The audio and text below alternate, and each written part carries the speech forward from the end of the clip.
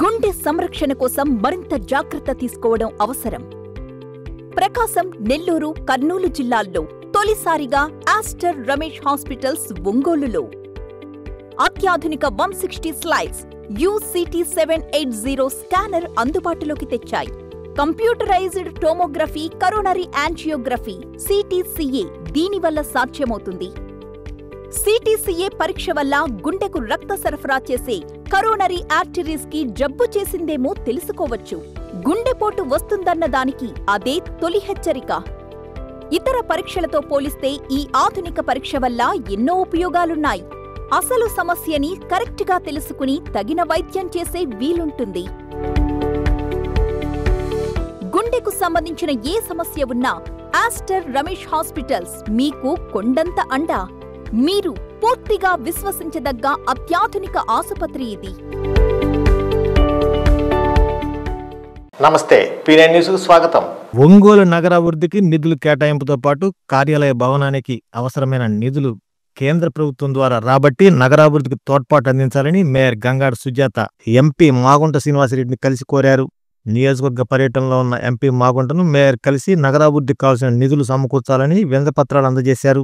నగరపాలక సంస్థ అభివృద్ధికి కావలసిన నిధులకు సంబంధించి ప్రతిపాదనలు రాష్ట్ర ప్రభుత్వం నుండి కేంద్రానికి పంపిస్తే అక్కడ తాను కృషి చేసి నిధులు రాబట్టేందుకు ప్రయత్నిస్తానని ఎంపీ మాగుంట తెలిపారు. పార్లమెంట్ నియోజకవర్గ పరిధిలోని వివిధ ప్రాంతాల నుండి ప్రజలు వారి సమస్యలతో కూడిన వినతి పత్రాలు అందజేశారు. ప్రజల సమస్యలు పరిష్కరించేలా చర్యలు తీసుకోవాలని సంబంధిత అధికారులను కోరారు.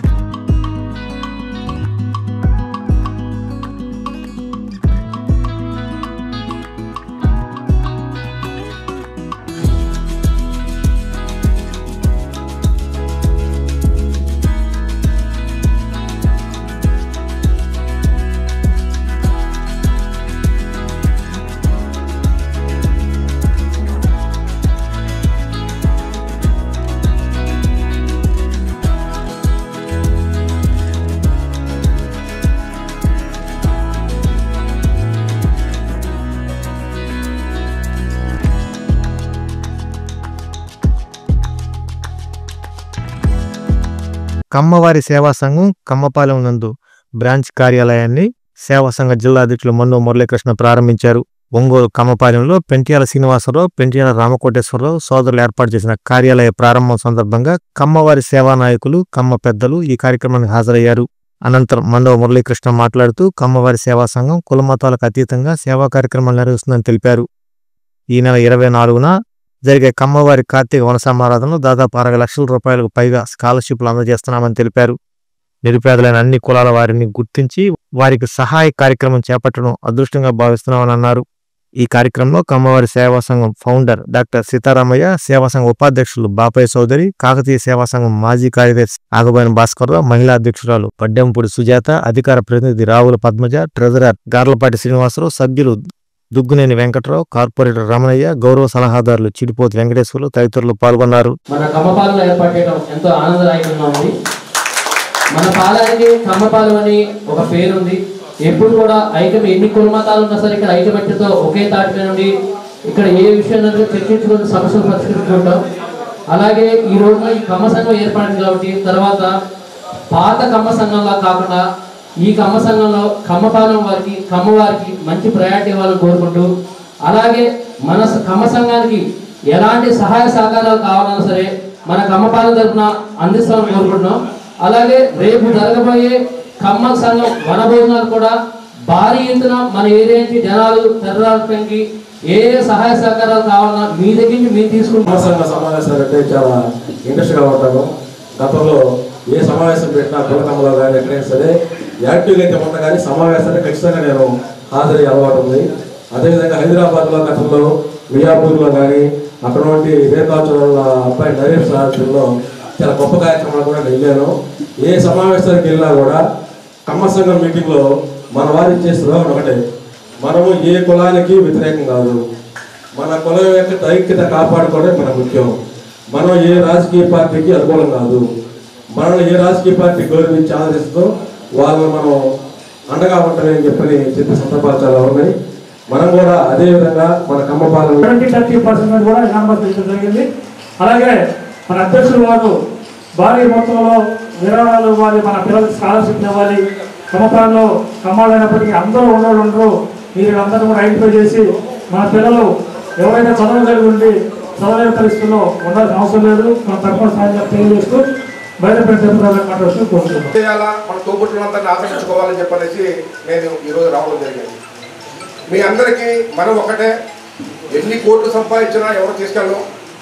ప్రతి ఒక్కరూ ఎవరికో ఒకరికి, కనీసం ఒక 4-5 ఒక 10,000 రూపాయలు సంవత్సరానికి, ఒక 20,000 రూపాయలు సహాయం చేయాలని చెప్పని భావన ఇక్కడ కూర్చున్న 10 మందికి ఉంటే ఆటోమేటిక్గా ఆ కుటుంబంలో ఉన్న 100 కుటుంబాలకి మనం మెరుగుపరిచినట్టే. దయచేసి కమ్మ వాళ్ళు ఎవరైతే మురళీకృష్ణ గారి ఆధ్వర్యంలో తప్పకుండా ఈ ప్రకాశం జిల్లా కమ్మవారి సేవా సంఘం అనేది గొప్పగా దినదినాభివృద్ధి చెందుతుందని, వారి సహకారంగా ఉన్నటువంటి మన గౌరవనీయులు పెద్దలు కామవేలి సీతారామయ్య గారు కానీ, అదేవిధంగా గౌరవనీయులు హనుమంతరావు గారు వారి సహకారంగా ఎంతోమంది ఉన్నారు. వారందరి సహకారంతో మన ఈ కమ్మ సేవ ప్రకాశం జిల్లా కమ్మ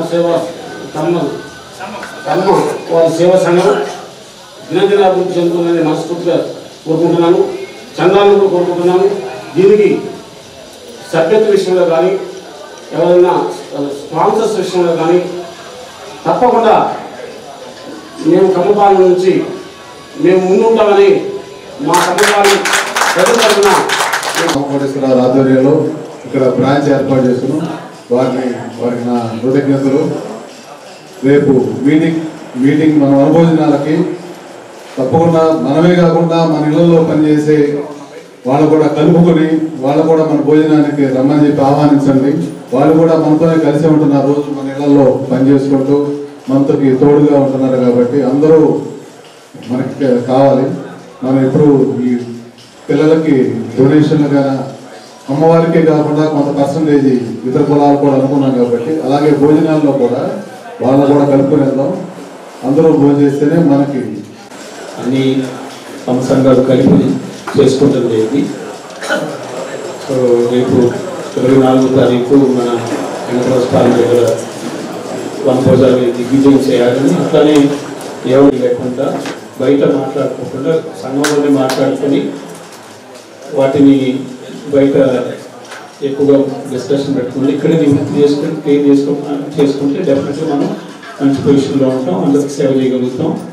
మన కుటుంబంలో వాళ్ళకి, మన కమ్మ వాళ్ళకి కాకుండా మిగతా సంఘాలకు కూడా మనం విశ్వమాత సర్వీస్ సొసైటీ ఆధ్వర్యంలో ఒంగోలు రవిప్రియమ్మాల ఆవరణలో గోపూజ కార్యక్రమాన్ని నిర్వహించారు. జనసేన జిల్లా నాయకులు రవిశంకర్ గ్రూప్ చైర్మన్ కంది రవిశంకర్ గోపూజ కార్యక్రమంలో పాల్గొని జరిపించారు. కమ్మిశెట్టి వెంకటరత్న ది కమ్మిశెట్టి లక్ష్మి ఆధ్వర్యంలో జరిగిన ఈ గోపూజ కార్యక్రమం శాస్త్రోక్తంగా జరిపించారు. ఈ సందర్భంగా కంది రవిశంకర్ మాట్లాడుతూ గోమాత సకల దేవతల స్వరూపని, అలాంటి గోమాతను పూజిస్తే సమస్త దేవతామూర్తులను పూజించినట్లని అన్నారు. ఆవు అత్యంత శ్రేష్టకరమైనదని, అతి పవిత్రమైనదని, అటువంటి గోమాతను ప్రతి ఒక్కరూ పూజిస్తే సకల సౌఖ్యాలు శుభాలు కలుగుతాయని తెలిపారు. విశ్వమాత సర్వీస్ సొసైటీ వారు గోపూజ కార్యక్రమాన్ని తన ద్వారా నిర్వహించడం అదృష్టంగా భావిస్తున్నారన్నారు. ఈ కార్యక్రమంలో ఇముడిశెట్టి శ్రీనివాసరావు, చనపతి రాంబాబు, ముత్యాల కళ్యాణ్, వరద నాగేశ్వరరావు, కేవీఎల్ నరసింహారావు, తిరుమూర్శెట్టి వెంకట్రావు, కాసాని వాసు, మారేడుపల్లి సూర్యకుమారి, కొల్లా హనుమంతరావు, వీర మహిళలు తదితరులు పాల్గొన్నారు.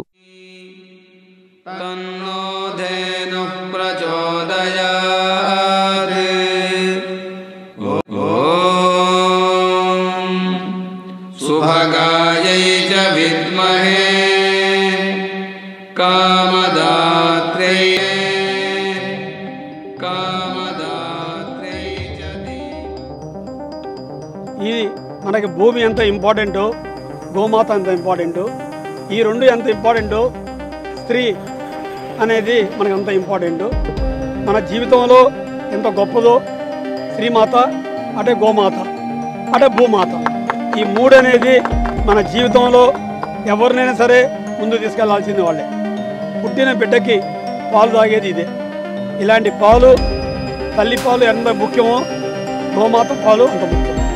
అంటే మన జీవనం, మన బతుకు అంత, గాలి ఎంత ఇంపార్టెంటో అంత మనకి గోమాత అంత ఇంపార్టెంట్. ప్రతి ఒక్కరు గోమాతని అందరినీ మనం పూజించి, తల్లిదండ్రులు ఎంత గౌరవిస్తామో గోమాతని అంత మనం గౌరవించాలి. ఎందుకంటే మనం చూసి చూసి గోవుని ఎవ్వరు చేత్తో కొట్టరు, కర్రతో కొట్టరు. ఎందుకంటే అదే ఆ నిదర్శనమే చాలు మనకి. ఈ భారతదేశంలో గోశాలలు 50,000 దాకా గోశాలలు పెట్టాలని చెప్పి పవన్ కళ్యాణ్ గారు, శ్రీ పవన్ కళ్యాణ్ గారు ఎప్పటి నుంచో అనుకుంటున్నారు. ఇలాంటివన్నీ భారతదేశంలోనే చాలా ఇంపార్టెంట్ ఇది కాబట్టి ఆయన ఇలాంటి చొరవ చేసుకొని ముందుకు వస్తే మంచిది. 50 లక్షల గోవులతో, 50,000 గోశాలలతో ఇవన్నీ ఎప్పటికైనా సరే అలాంటి వ్యక్తి కార్యాచరణ చేస్తే ఎంతో పుణ్యం అనేది ప్రతి ఒక్కళ్ళు పెద్దలు చెప్తున్నారు. ఇలాంటిది అనేది పవన్ కళ్యాణ్ గారు ఇలాంటి విషయాల్లో ముందుంటారు. ఆయన ఎప్పుడు చాలా ఆలోచన విధానంతో గోవుని ఎప్పుడు దగ్గరగా తల్లిలాగా చూసుకుంటూ ఆయన ఎప్పుడు చేస్తుంటారండి. ఇలాంటి ఆలోచన అనేది మనకి ఎప్పుడు ప్రతి మనిషికి రావాలని కోరిక. ఇలాంటి మేడం గారు ఈరోజు చాలా కష్టపడి ఇలాంటి ఈ కార్యక్రమాన్ని చేసి ఇలాంటి గో పూజని ముందుగా తీసుకెళ్ళి 10 మందికి పరిచయాలు చేయాలి, 10 మందికి అందరి ఆశీర్వాదాలు ఉండాలి అనే దాని మీద ముందుకు తీసుకొచ్చారు. ఇలాంటి కార్యక్రమాలు అనేది చేస్తున్నారు. జనవరి 10వ తారీఖు కూడా పెద్ద కార్యక్రమం అనేది 106 గోవులతో చేయాలనే కార్యక్రమం దాన్ని ఆలోచించారు. ఇలాంటి కార్యక్రమం అనేది ముందుగా ఆలోచించుకొని పవన్ కళ్యాణ్ గారు నోటీసులో కూడా పెట్టి తనకి అక్కడి నుంచైనా సరే ఒక మంచి వార్త తీసుకొని అవసరం అవుతే ఆ భగవంతుడు అన్ని ఆశలన్నీ కల్పించి సమయం కుదిరితే పవన్ కళ్యాణ్ గారితో కూడా అది చేపించాలి మా ఆలోచన. ఆయనకి విన్నపం చేసుకుంటామండి మేము అందరం.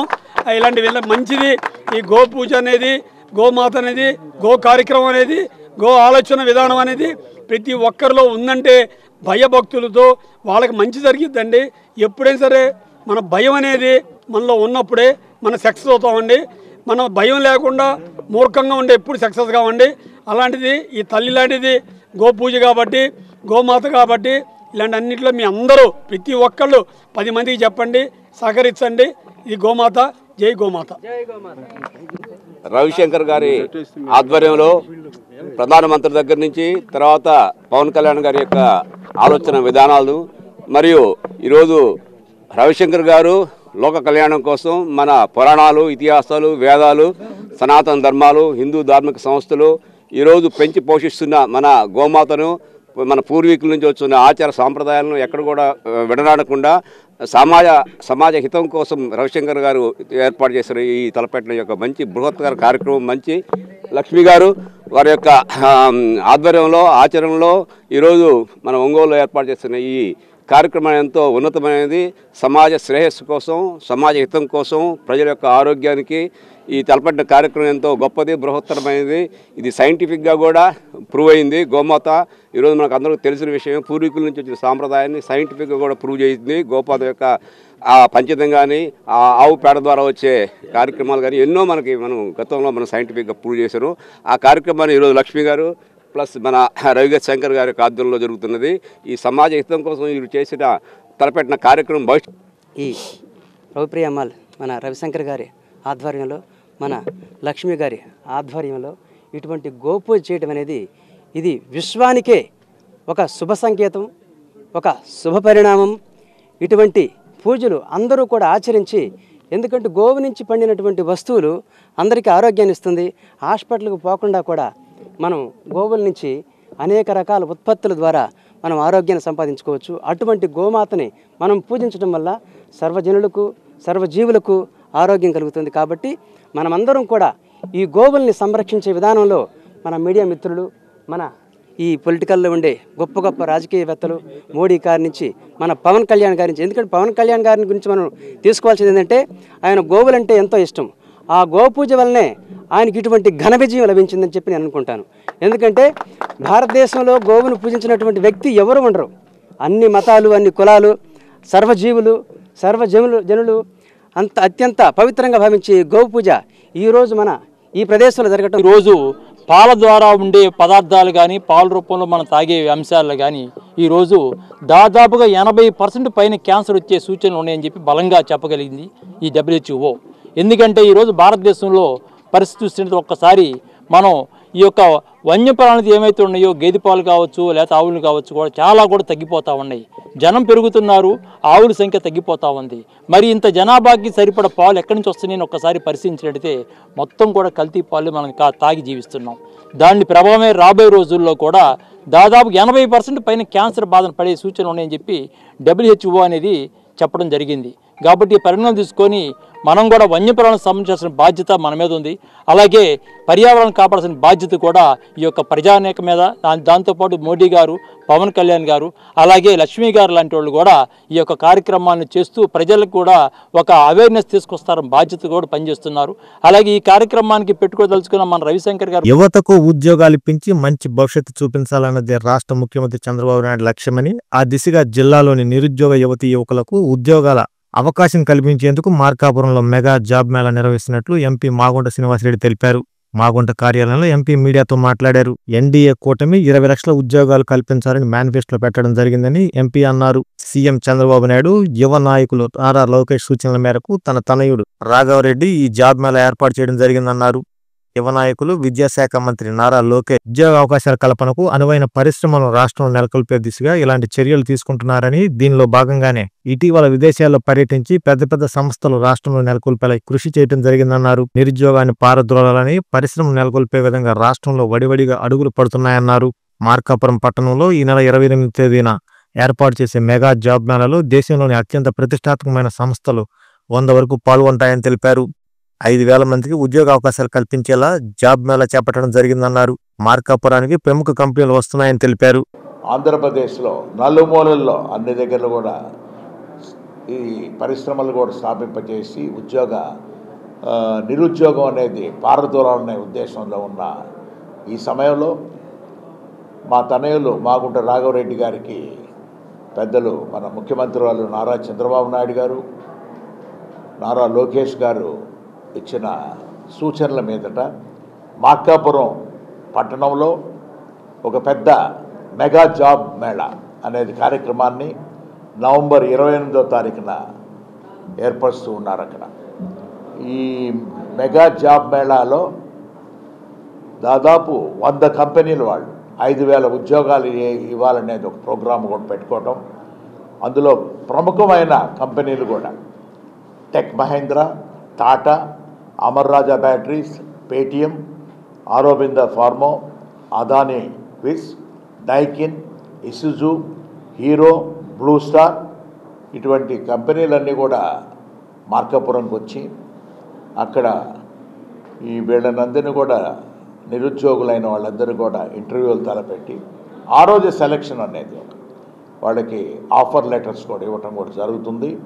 దాదాపు 5,000 ఉద్యోగాలు అనేది కూడా వారు 5,000 మంది వరకు కూడా ఎంపిక చేసి తీసుకెళ్లాలనే ఉద్దేశంతో దేశంలో ఉన్న పలు కంపెనీలన్నీ కూడా మార్కాపురం రావటం అనేది ఒక సంతోషకరమైన విషయం. ఇది దీనికి వెబ్సైట్ ఒకటి ఉంది, magunta.in అని. దాంట్లో అయితే అన్ని హెల్ప్ లైన్ నెంబర్లు ఉంటాయి, ఒక QR కోడ్ కూడా ఉంటుంది. కాబట్టి ఇటువంటి ప్రక్రియ చేయాలనేది ఈ కొత్తగా ఇప్పుడు మన యూత్ వారందరికీ కూడా వారికి తెలిసిందే. ఇవన్నీ కూడా డెఫినెట్గా మార్కాపురంకి అందరూ కూడా వస్తే ఇది సక్సెస్ అవుతుందనేది నాకు నమ్మకం ఉంది. ఇది మా తనయులు మాగుంట రాఘవరెడ్డి గారు ప్రత్యేక దృష్టితో కూడా చూస్తూ దీనిని ప్రతిష్టాత్మకంగా తీసుకొని షార్ప్ ఇండియా అనేది వారు ఈ ఆర్గనైజ్ చేస్తూ ఉన్నారు. వారైతే వీటిలో కూడా చాలా అనుభవం ఉన్నది. ఈ కంపెనీలన్నీ కూడా తీసుకొచ్చి సెలక్షన్ చేసేది. ఇది అందరినీ కూడా నేను నిరుద్యోగుల్లో ఉన్న యువకులందరూ కూడా కోరుకునేది ఏమిటంటే దయచేసి మార్కాపురం పట్టణంలో ఆ రోజు జరగబోతున్న మెగా జాబ్ మేళాలో పార్టిసిపేట్ చేయండి. ఈ అవకాశాన్ని వదులుకోకుండా మీరు ఆ అదృష్టాన్ని కూడా మీరు దక్కించుకుంటారని మాగుంట కుటుంబం తర్వాత నేను ప్రత్యేకంగా మీకు అందరికీ కూడా కోరుకుంటూ విశాఖపట్నం లా చదువుతున్న విద్యార్థినిపై అత్యాచారానికి పాల్పడిన నిందితులను కఠినంగా శిక్షించాలని కోరుతూ స్థానిక ఒంగోలులోని సాయిబాబు గుడి సెంటర్, ప్రకాశం పంతులు బొమ్మ వద్ద నిరసన కార్యక్రమం నిర్వహించారు. ఈ కార్యక్రమానికి ఎస్ఎఫ్ఐ ఒంగోలు నగర కార్యదర్శి బండి వీరాస్వామి అధ్యక్షత వహించారు. హైదరాబాద్ జిల్లా కార్యదర్శి కంకణాల రమాదేవి మాట్లాడుతూ నేడు రాష్ట్రంలో మహిళలకు విద్యార్థులకు రక్షణ కరువైందని, ఈ భద్రతా వైఫల్యాలకు బాధ్యత రాష్ట్ర కూటమి ప్రభుత్వందేనన్నారు. కలకత్తా ట్రైనీ డాక్టర్ ఘటన మరవక ముందే లా విద్యార్థిపై క్రూరమైన దాడి జరగడం అమానుషమన్నారు. విశాఖలో జరిగిన మూక దాడి పట్ల సభ్య సమాజం తలదించుకునేటట్లు ఉందని, దీనిపై రాష్ట్ర ప్రభుత్వం కఠిన చర్యలు తీసుకోవాలని డిమాండ్ చేశారు. ఈ మధ్య రాష్ట్రంలో వరుసగా జరుగుతున్న దాడుల్లో మహిళలు బలిపశువులుగా మారారని, దీనిపై టీడీపీ జనసేన కూటమి ఎటువంటి చర్యలు తీసుకోకపోవడం దారుణమని మండిపడ్డారు. రాష్ట్రంలో మద్యం గంజాయి ఏరులై పారుతుందని, విచ్చలవిడిగా రాష్ట్రంలో మత్తు పదార్థాలను చలామణి చేయడం వల్ల యువత ప్రజానీకం బానిసై మహిళలపై పాశవిక లైంగిక దాడులకు పాల్పడుతున్నారని, వెంటనే వాటిని అరికట్టాలని డిమాండ్ చేశారు. ఎస్ఎఫ్ఐ జిల్లా కార్యదర్శి సిహెచ్ వినోద్ మాట్లాడుతూ రాష్ట్రంలో ప్రభుత్వం అనుసరిస్తున్న ప్రైవేటు కార్పొరేట్ విధానాల వల్లే మహిళలపై దాడులు జరుగుతున్నాయని, గత ప్రభుత్వం కంటే కూటమి ప్రభుత్వం మహిళలకు పూర్తి స్థాయిలో రక్షణ కల్పిస్తామన్న మాటలు ప్రకటనలు గాల్లో తేలుతున్నాయని విమర్శించారు.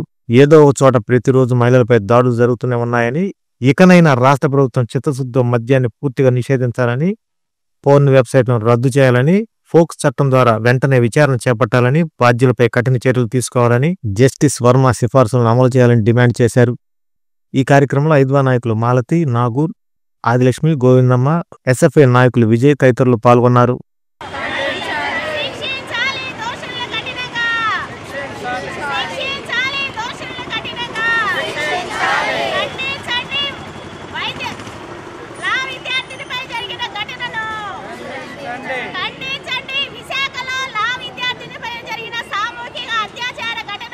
అని చెప్పి ఇటువంటి ఘటనలు మళ్ళా జరగకుండా ప్రభుత్వం తగు చర్యలు తీసుకోవాలని చెప్పి ఈ కేసుని వెంటనే పరిష్కారం చేయడం కోసం ఫాస్ట్ ట్రాక్ కోర్టుని ఏర్పాటు చేయాలని చెప్పి డిమాండ్ చేస్తూ ఉన్నాం. విశాఖపట్నంలో గత నెలలో వైద్య విద్యార్థిని మీద అత్యాచార ఘటనని యావత్తు దేశం మొత్తం కూడా నిరసించింది, ఖండించింది. మళ్ళా ఇప్పుడు అదే స్థానంలో ఈ విధంగా జరిగింది. అట్లాగనే గత నెల రోజుల కాలంలో చూస్తే రాష్ట్ర వ్యాప్తంగా అనేక ఘటనలు జరుగుతూ ఉన్నాయి. ఈ మధ్యకాలంలో నాగరపురపాటులో కానివ్వండి, అట్లానే కారుమంచిలో కానివ్వండి, రాష్ట్రంలో దేశంలో పెద్ద ఎత్తున చిన్న చిన్న పిల్లల కాడి నుంచి చావుకు దగ్గరగా ఉన్నటువంటి ముసలమ్మల వరకు కూడా ఈరోజు అత్యాచారాలు జరుగుతూ ఉన్నాయి. కాబట్టి ప్రభుత్వం దీని మీద సీరియస్గా పరిగణలోకి తీసుకోవాలి. ఎవరైతే ఈ ఘటనలకు పాల్పడుతున్నారో వాళ్ళ మీద కఠినమైనటువంటి చర్యలు తీసుకోవాలి. అట్లానే మద్యాన్ని నియంత్రించాల్సినటువంటి అవసరం ఉంది. అట్లానే అశ్లీలమైనటువంటి వెబ్సైట్ని క్లోజ్ చేయాల్సినటువంటి అవసరం ఉంది. మొత్తం మహిళా లోకానికి ఈరోజు రక్షణ కల్పించాల్సిన బాధ్యత ప్రభుత్వం మీద ఉందని చెప్పి డిమాండ్ చేస్తూ ఉన్నాం.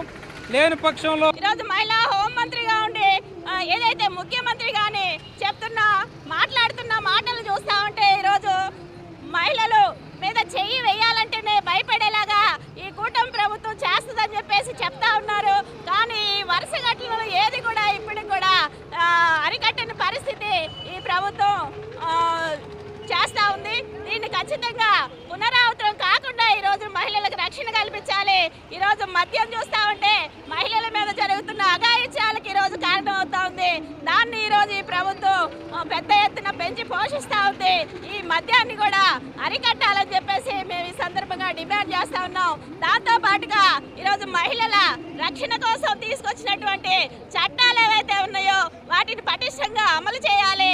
ఏదైతే వర్మ కమిటీ ఇచ్చినటువంటి సిఫార్సులు ఈరోజు ఈ కేసుల్లో అమలు చేయాలని చెప్పేసి ఫాస్ట్ ట్రాక్ కోర్టుల ద్వారా వీటిని త్వరగా అయ్యేటట్టు చేయాలని చెప్పేసి ఈ సందర్భంగా ప్రభుత్వాన్ని డిమాండ్ చేస్తా ఉన్నాం.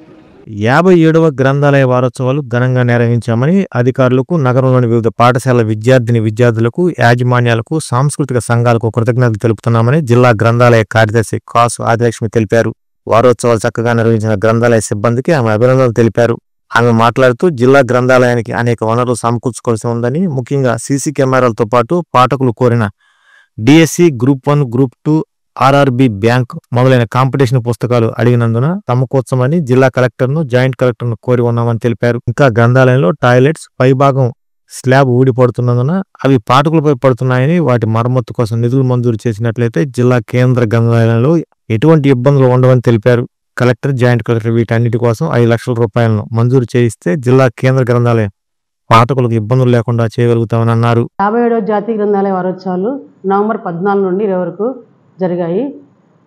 ఈ వారోత్సవాల్లో అందరూ బాగా స్పందించారు. మా సిబ్బంది కూడా ఘనంగా నిర్వహించారు. ఈ గ్రంథాలయ వారోత్సవాలు మా రాష్ట్ర సంచాలకుల వారి ఆదేశాల మేరకు అందరూ బాగా చేశారు. వాళ్ళ సూచనలు సలహాలు పాటించి అందరూ ఘనంగా నిర్వహించారు. ఈ గ్రంథాలయ వారోత్సవాలు కూడా అందరూ సహకరించారు.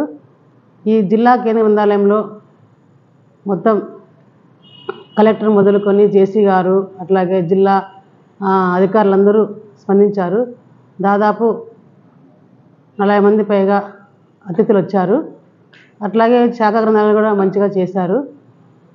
వాళ్ళు కూడా అతిథులు పిలిపించి పిల్లలకి అందరూ పార్టిసిపేట్ చేసుకొని వాళ్ళు పోటీ పరీక్ష నిర్వహించి వాళ్ళకి చివరిలో సర్టిఫికెట్లు బహుమతులు ప్రదానం చేశారు. ఈ కార్యక్రమాల్లో ముఖ్యంగా విద్యార్థులు, ఉపాధ్యాయులు, తల్లిదండ్రులు, పాఠకులు అందరూ స్పందించి అధికారులు, ముఖ్య అతిథులు సమయానికి వచ్చి వాళ్ళకి పిల్లలకు కూడా మంచి సందేశం ఇస్తూ సలహాలు సూచనలు ఇచ్చారు. మంచిగా ఈ వారం రోజులు ఘనంగా జరగాలని ఆశిస్తున్నాము. ఈ కార్యక్రమాల్లో భాగంగా విద్యార్థి ప్రెస్ మీడియా మిత్రులకి జేసీ గారి ఆధ్వర్యంలో మాకు మీటింగ్ అందరూ మున్సిపాలిటీ కమిషనర్లందరూ పిలిపించి మీటింగ్ నిర్వహించారు. అందులో భాగంగా మాకు 1,25,00,000 బకాయిలు వసూలయ్యాయి. మేము జేసీ గారికి మనవి చేసుకునేవంటే సార్ అనుమతిస్తే నెలకు ఒకసారి పెట్టుకుంటే ఇంకా మాకు త్వరితగతిన వసూలు అవుతాయని ఆశిస్తున్నాము. కనుక మాకు నెలకోసారి గ్రంథాలయ సెస్ కమిటీ మీటింగ్ పెట్టుకుంటే మాకు ఏ నెలకి ఆ నెల మాకు సెస్ బకాయిలు వస్తాయని ఆశతో అడుగుతున్నాము. మాకు 22 కోట్లు బకాయిలు మొత్తం జిల్లా అంతా ఉంది, మాకు రావాల్సింది.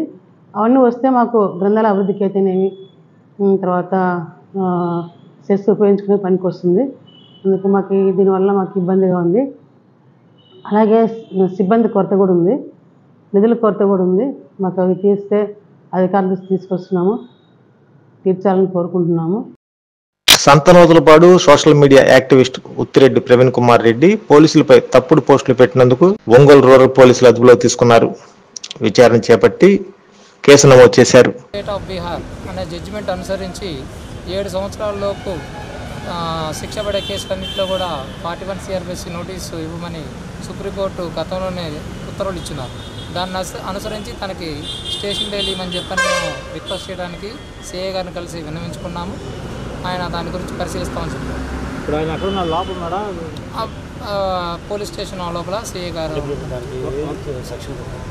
దానికి వచ్చేటప్పటికి కొన్ని సోషల్ మీడియా సంబంధించి సెక్షన్ 67 IT యాక్ట్, అట్లాగే ఇప్పుడు కొత్తగా మొన్న జూలై 1, 2024 నుంచి అమల్లోకి వచ్చినటువంటి కొన్ని సెక్షన్లు లాంటివి ఏంటంటే గ్రూపుల్ని రెచ్చగొట్టే విధంగా ఒకటి, తర్వాత విద్వేషాలు రెచ్చగొట్టే విధంగా ఒకటి, అట్లా అని చెప్పని కొన్ని సెక్షన్లు పెట్టున్నారు.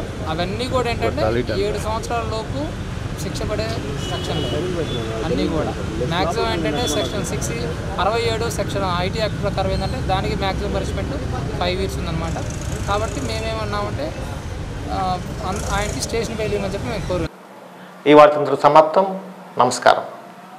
ప్రతి 50,000 రూపాయల విలువైన బంగారు ఆభరణాలు కొనుగోలుపై 200 మిల్లీగ్రాముల gold coin, studded uncut and polki jewellery కొనుగోలుపై 300 మిల్లీగ్రాముల గోల్డ్ కాయిన్, డైమండ్ జ్యువెలరీ కొనుగోలుపై 400 మిల్లీగ్రాముల గోల్డ్ కాయిన్ ని అదనంగా పొందండి.